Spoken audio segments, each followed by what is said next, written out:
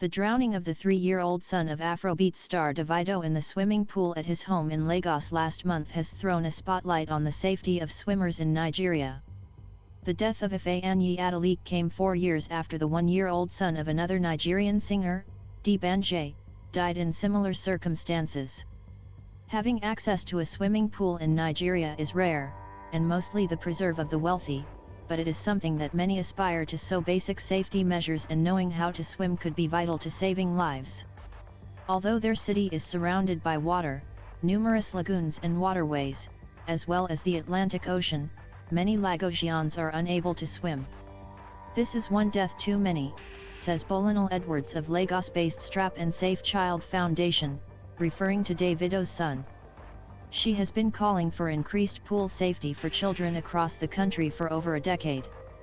This has been happening back-to-back from 2018 to 2020 in hotels, beaches, and private homes as well, she adds. At one of Lagos' beautiful seafronts there was a clear awareness of about these points. Parents watching their children splash in the foamy waves of Landmark Beach reflected on the news about Davido's son. "I was extremely sad because it's not something you wish on anyone," said Femi Ned, whose 3 children were enrolled in classes to learn how to swim before they could walk. "Swimming is not a luxury, it's a life skill because you might never know when you need it." Though her children have been swimming unaided since they were 4, she says supervision is key and the presence of trained lifeguards at the public beaches they use gives her reassurance. Adiola Folavi said her 12-year-old daughter, a Davido fan, was distressed at hearing what happened to the star's son, and drove home the importance of swimming lessons. "I encourage my nieces and nephews and friends' children to enroll in swimming lessons, as long as it is done in a proper environment, with the proper precautions taken, with the proper safety devices," she said. Those with private swimming pools have also been hit by the news of the drowning. Adekunle Akanbi, who shares a pool with his neighbor in the southwestern city of Ibadan, became very worried after hearing about the Davido tragedy. He told the BBC that the children in his compound would now be more closely monitored around the pool. "They can swim perfectly but still under proper supervision." This is the same for Nora Chukwuma in the city of Port Harcourt in the southeast. She said all doors leading to her pool area were properly locked to stop children from getting close to the water without an adult present. "We are currently working on installing a pool barricade," she added. Statistics on drowning in Nigeria are hard to get hold of, but safety campaigner Ms. Edwards says that when it comes to swimming pools, there have been 18 reported drowning deaths over the last 4 years. 8 of those happened this year alone. The World Health Organization, WHO, lists drowning as the 3rd leading cause of death through unintentional injury worldwide.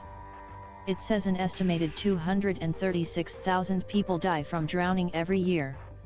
Around 90% of these deaths occur in low and medium-income countries like Nigeria.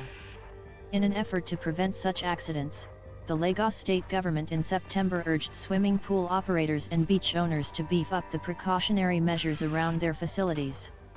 In 2017 it introduced statewide safety regulations that sought to ban operating a swimming pool service without permission and a lifeguard in place. But without proper enforcement and prosecution these are often ignored. Ms. Edwards says that since the introduction of trained lifeguards, there are now fewer accidents at Lagos private beaches. But there are few states which have similar regulations in other parts of the country. Knowledge about how to swim, as well as the dangers of water, are not widespread. In 2014 the Nigerian Navy said it was introducing compulsory swimming lessons for all its officers after it noticed many personnel were not good swimmers. As swimming is a survival skill, parents need to consider it as important as other skills, argues swimming coach Tufa Telemo, who has taught hundreds of young kids, some as young as 6 months, over the last 2 decades. "When you are training a child, you have to train them how to survive," she says. However, she admits that at a price of about $220 (U200) for 10 lessons, they are out of the reach of many Nigerians. She adds that it should be included in the early years school curriculum, which is also a recommendation of the WHO. Installing guardrails, covering pools, Fencing in swimming pools and putting children in playpens when they are close to the water are some practical measures that could reduce the risks around water, the WHO says. Ms. Edwards echoes this, saying that pools should have a fence on all sides separating them from the house. Technology, such as motion-activated lighting and CCTV, can also help protect people, especially children, from the risk of drowning, says architect Daniel Et. But nothing absolutely replaces physical barriers and adult supervision, he adds. It is unclear what kind of safety measures were in place at Davido's home. A police autopsy concluded that his son died from drowning, but investigations continue. They are reviewing the CCTV footage of the house, while they hold Davido's nanny and cook in custody for further questioning.